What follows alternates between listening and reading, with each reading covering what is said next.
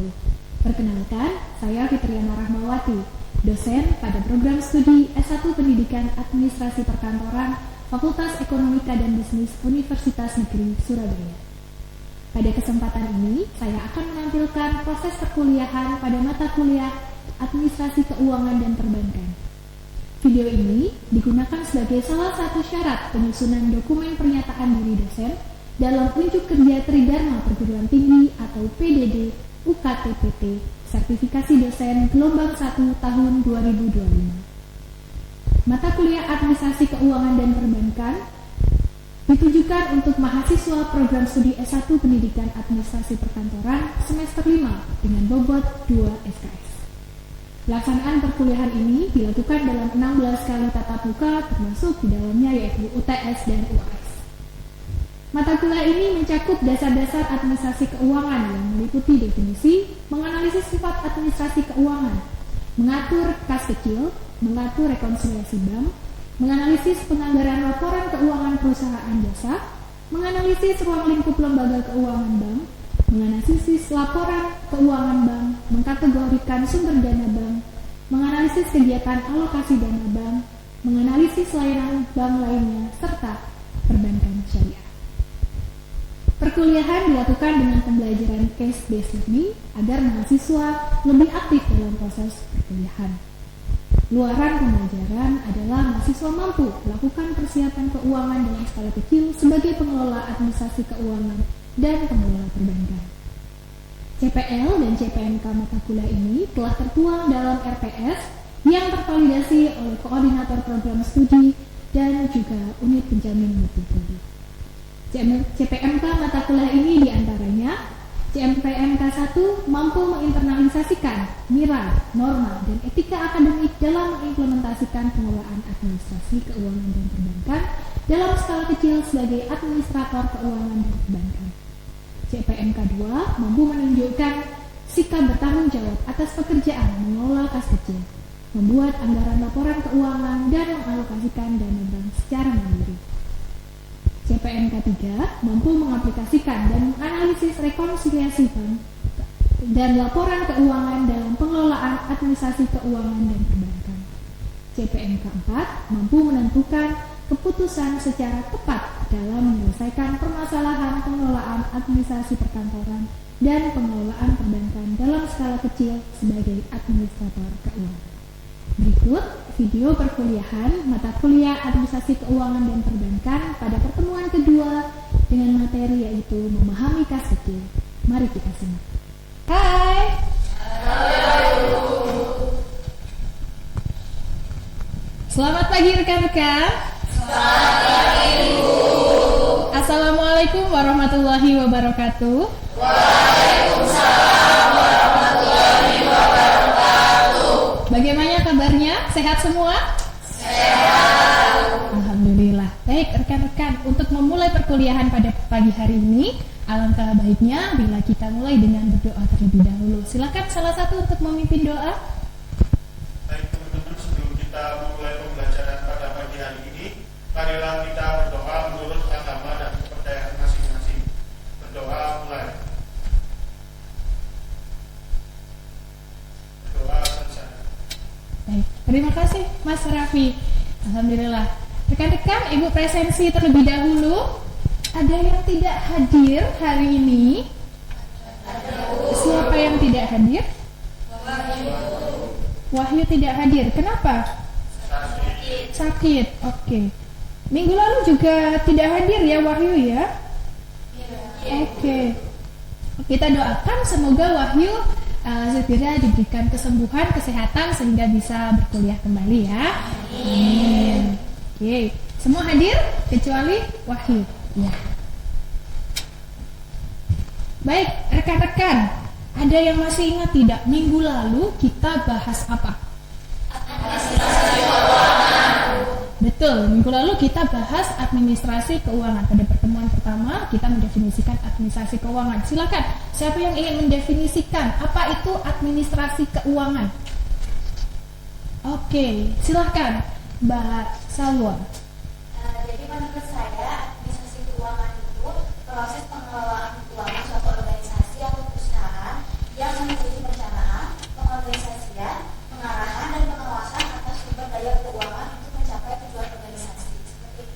Oke, good. Kita berikan tepuk tangan untuk Mbak Sarah. Ya, betul sekali ya. Jadi administrasi keuangan itu bukan hanya mengadministrasi keuangan dari segi perencanaan, tapi juga sampai kepada pengawasan. Betul. Nah, rekan-rekan, pada hari ini, minggu ini kita masuk pertemuan kedua. Kita akan membahas kas kecil atau sering juga disebut dengan petty cash, kas kecil. Kas kecil. Nah, materi ini dalam saudara mendapatkan materi kas kecil, sub-CMPMK-nya adalah mampu memahami kas kecil, di mana ada 3 indikator. Yang pertama adalah mahasiswa mampu menjelaskan pengertian kas dan jenis-jenis kas. Kemudian, mahasiswa mampu menjelaskan fungsi kas kecil. Dan yang ketiga, mahasiswa mampu menjelaskan metode pencatatan kas kecil. Jadi ada 3 materi pokok yang akan disampaikan pada pertemuan hari ini. Baik, apa itu kas? Apa itu kas kecil? Ada ilustrasi rekan-rekan seperti ini. Ini ilustrasinya ya. Ya, ada uang, ya. Kemudian ada seperti ATM atau e-money yaitu Bu. Kemudian ada tabungan. Oke. Jadi kalau kita bicara kas ya, kita bicara ini ada uang, ada tabungan, mungkin juga e-money atau bisa juga uang tunai begitu ya. Oke, silakan. Siapa yang ingin mendefinisikan apa itu kas dari ilustrasi ini? Oke, silakan, Masya. Jadi dari ilustrasi yang ditampilkan sama Ibu, kas ini merupakan alat pembayaran. Oke. Baik secara digital atau lain sebagainya, yang mana gunanya nanti sebagai tabungan dan juga alat pembayaran untuk suatu hal atau kegiatan atau kepentingan lain. Oke, good. Kita berikan tepuk tangan untuk Masya. Ya. Jadi kas itu yang dimaksud di sini kas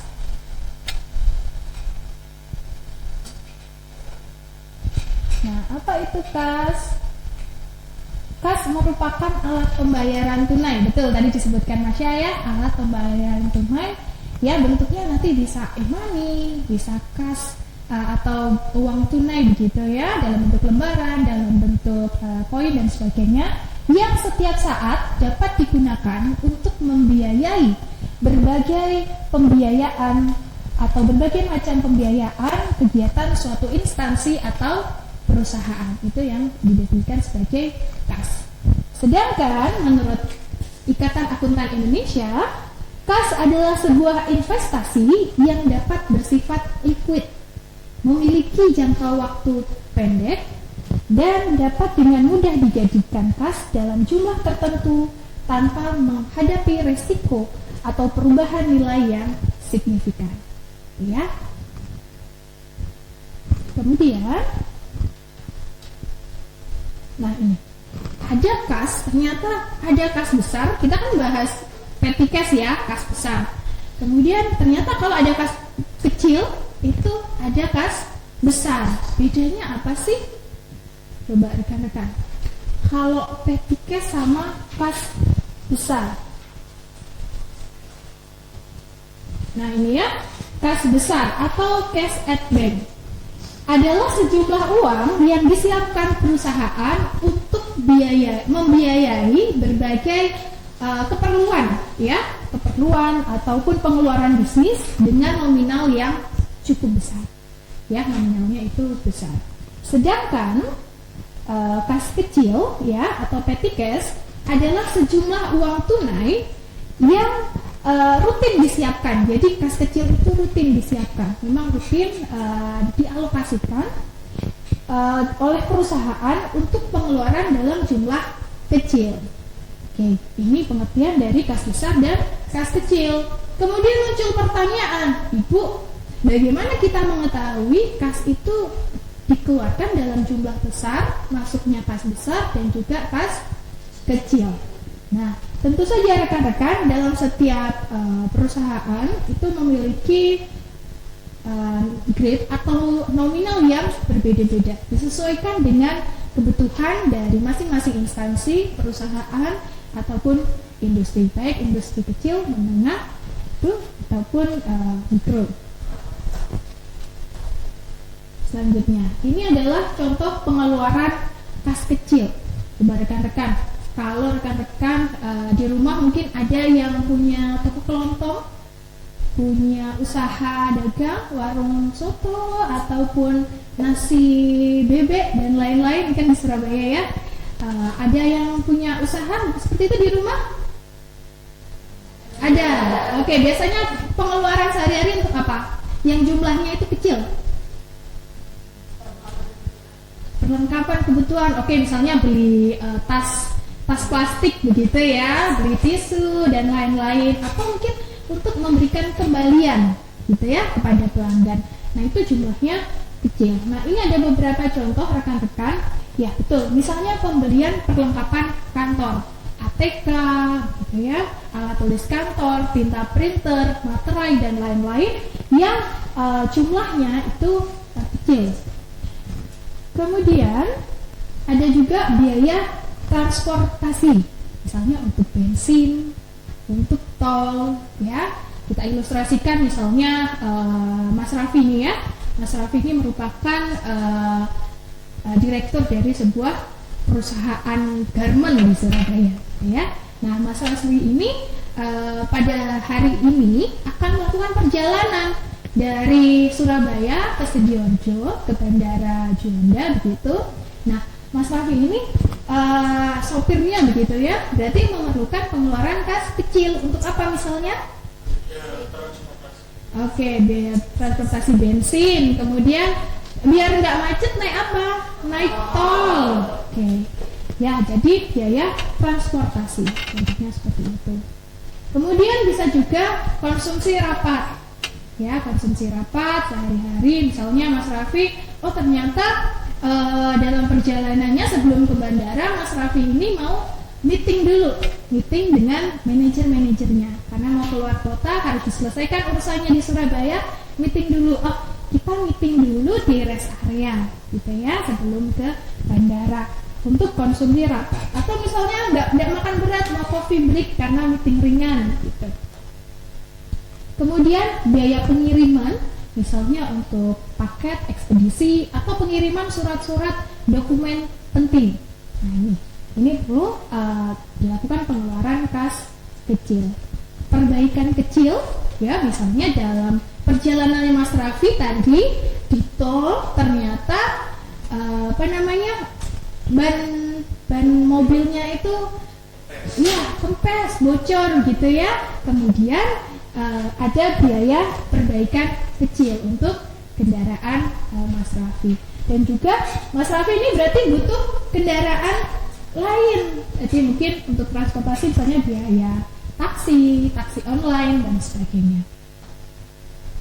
Kemudian ini biaya entertain. Nah, setelah Mas Raffi ini terbang gitu ya ke Jakarta misalnya ya, sampai ke Jakarta ketemu dengan kolega orang Spanyol dia senang banget nih makan nasi goreng. Mas Raffi ini mau treatment, mau entertain dengan ajak makan rekannya nasi goreng gitu ya. Nah, kan tidak mungkin pengeluarannya itu dengan pas besar, harus pakai cek gitu ya.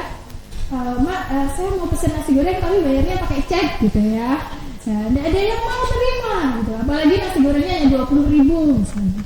Oke, biaya entertain. Kemudian penggantian biaya karyawan, misalnya tadi Mas Raffi pergi dengan asistennya ya. Berarti nanti ada biaya-biaya tadi transportasi dan lain-lain, kemudian reimbursement dari perjalanan dinas. Dan terakhir ini contohnya adalah donasi. Kadang-kadang kan perusahaan itu dimintai donasi untuk kepentingan ya masyarakat di sekitarnya, ataupun ada bencana alam dan lain-lain, itu bisa menggunakan dana dari kas kecil. Sampai di sini pengertian, kemudian contoh-contoh. Rekan-rekan ada pertanyaan, silahkan. Belum ada pertanyaan? Baik, kita lanjutkan. Nah, rekan-rekan, dari contoh pengeluaran kas kecil tadi, kita bisa menyimpulkan berarti fungsi dari dana kas kecil itu untuk apa? Yang pertama yaitu di pembayaran pengeluaran perusahaan yang memang nominalnya kecil, jadi seperti entertain, transportasi, ya. Kemudian apa lagi? Konsumsi rapat, juga. Kemudian dana talangan untuk pengeluaran yang sifatnya mendadak, seperti tadi Mas Raffi naik mobil ke bandara, ternyata di jalan tol ban mobilnya bocor, berarti harus ada dana talangan untuk servis ringan, kemudian untuk naik kendaraan alternatif lain seperti taksi dan sebagainya. Kemudian dana langsung untuk jenis pembayaran yang tidak praktis menggunakan cek. Mau entertain nasi goreng tadi, Pak saya bayar menggunakan cek, gitu ya. Ya, sangat tidak efektif. Selain itu, yang terakhir fungsi dana kas kecil adalah mempercepat proses pembayaran yang tidak praktis menggunakan lampiran keuangan dan perlu ditandatangani oleh direkturnya. Mas Raffi lagi pergi ke Jakarta, di Surabaya, ya, ini butuh sekali kita dana untuk pengiriman dokumen ke luar negeri misalnya. Kalau nunggu Mas Raffi pulang dulu, harus tanda tangan dulu ya, padahal nominalnya kecil, misalnya dokumen ke luar negeri 105.000 begitu. Ini kan sangat tidak efektif. Ini tadi ya rekan-rekan fungsi dana kas kecil. Nah, selanjutnya kita akan bahas terkait dengan metode pencatatan kas kecil. Rekan-rekan ada yang tahu enggak? Atau pernah, mungkin karena ini perkantoran ya, di SMK pernah diajarkan metode pencatatan, ada berapa? Oke, silakan Dok. Ada dua, apa itu? Oke, betul. Ya, ini dari SMK ya Dok?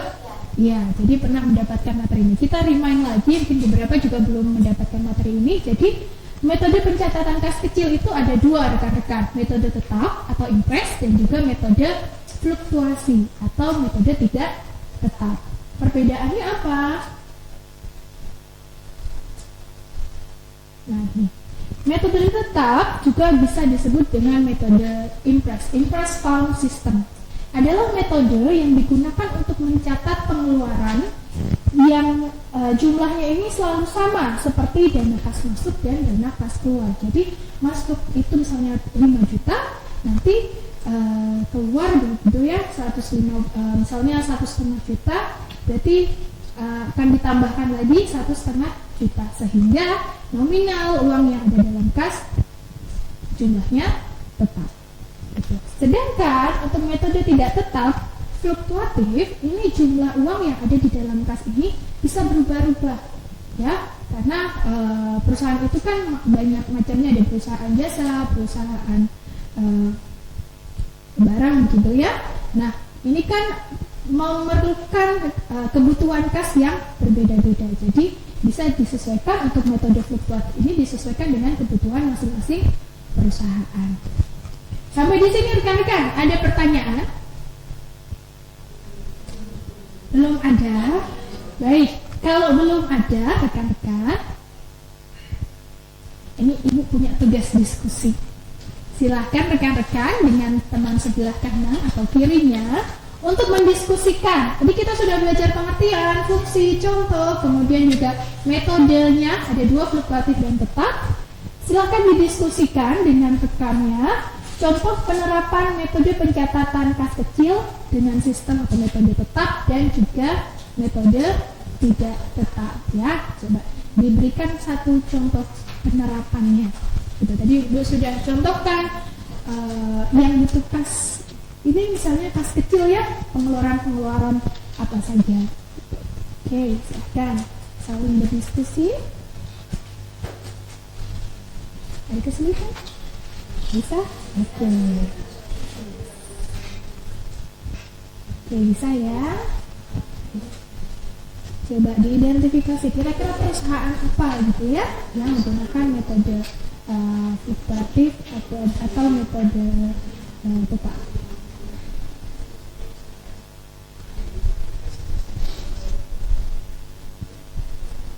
Oke.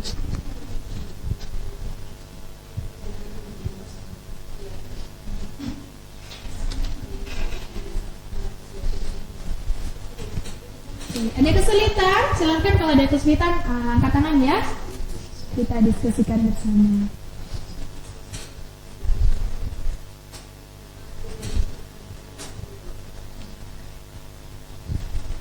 Oke, waktu diskusi sudah selesai. Silakan rekan-rekan. Siapa yang ingin maju ke depan untuk mempresentasikan? Kelompoknya siapa? Boleh angkat tangan? Kelompoknya siapa? Oke. Kelompoknya Mas Raffi dan Mbak Ella. Yuk, silakan maju ke depan.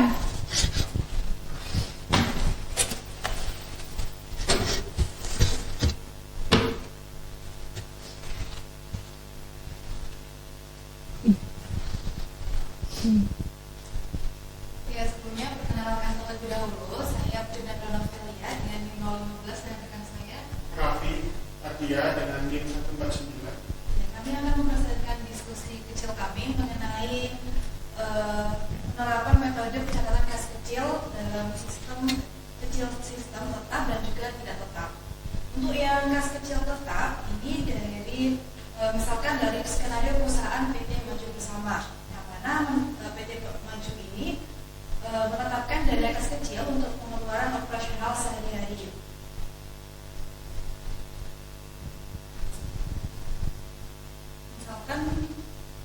Yang seperti ini.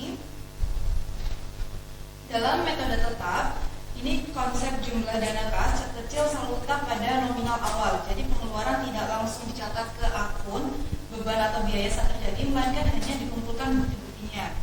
Seperti contoh, saat pembentukan dana pada tanggal 1 Juni, di sini terdapat tanggal akun debit dan jual kredit, yang mana pada bulan 1 Juni ini terdapat kas kecil sebanyak 1 juta rupiah. Dan kemudian seperti contoh yang lain, yaitu saat pengisian kembali atau pertanggungjawaban pada tanggal 30 Juni, yang mana yang dikeluarkan sebanyak Rp550.000, dan agar saldo kas kecil kembali menjadi 1 juta. Mungkin Oke, bagus. Metode yang kedua adalah metode tidak tetap atau Boleh menghadap ke fluktuasi. sini, Mas. Oke. Prinsip dari metode ini, saldo kas kecil berubah-ubah sesuai dengan jumlah pengisian kembali. Terus proses di setiap pengeluaran langsung dicatat di buku kas kecil, dan saldo kas kecil berkurang sesuai pengeluaran. Pengisian kembali, dana kas kecil diisi kembali dengan jumlah yang bisa berubah lebih besar atau lebih kecil sesuai dari pengeluaran, sehingga saldo kas kecil bisa naik ataupun turun. Oke. Sudah? Sudah. Baik, boleh ditutup presentasinya? Mungkin itu dari diskusi kami. Terima kasih atas perhatian. Oke, kita berikan tepuk tangan untuk kelompok ini. Oke, tadi ya sudah diilustrasikan rekan-rekan. Silakan duduk. Ya, oleh kelompok Mas Raffi dan Mbak Ella, ya, bagaimana penerapan dari metode fluktuatif, ya, dan juga metode impres. Jadi kalau yang tetap, ya, biasanya di akhir bulan atau di akhir periode begitu ya, diisikan kembali. Jadi sifatnya reimburse gitu. Dan juga untuk metode impres ini, metode tetap ini menghindari adanya penyalahgunaan. Jadi sekretaris ini bisa cek, oh, nota-notanya bisa diberikan waktu untuk cek nota-notanya ini sesuai tidak gitu ya. Misalnya tadi perjalanan dinas Pak Raffi ini di hari misalnya hari Rabu ya, tapi ternyata ini oleh sopirnya diberikan bensin di hari Jumat, padahal hari Jumat Pak Raffi tidak kemana-mana karena masih di Jakarta. Nah ini kan bisa cek, oh ternyata ini keliru, ini ternyata bensin untuk kebutuhan pribadi sehingga tidak bisa di reimburse. atau digantikan. Ini adalah contoh dari metode impress. Rekan-rekan ada pertanyaan? Tidak ada, belum ada. Baik, kalau belum ada pertanyaan, Ibu akan kuis. Silakan untuk disiapkan handphone masing-masing. Kita kuis dulu ya rekan-rekan. Kita kuis, silakan handphonenya disiapkan. Rekan-rekan bisa scan yang ada di depan ini. Silakan rekan-rekan untuk scan. Ibu mulai. Oke. 3, 2, 1. Selamat mengerjakan rekan-rekan.